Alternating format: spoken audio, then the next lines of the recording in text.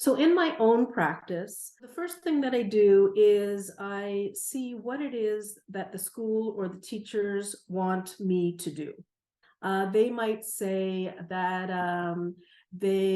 because of the pandemic, students are very fragile now, and they need some, not art therapy. That's not what we do, but a safe place to express themselves.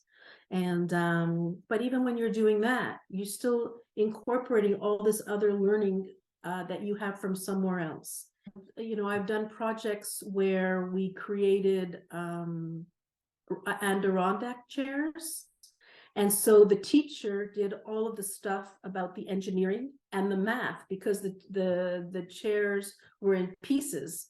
So they had to measure, they had to assemble, they had to do all of those kind of things. And then from my perspective, I taught about all of the art part of it, color mixing, and harmony and composition, and then of course then we were also included slogans, so we included language arts.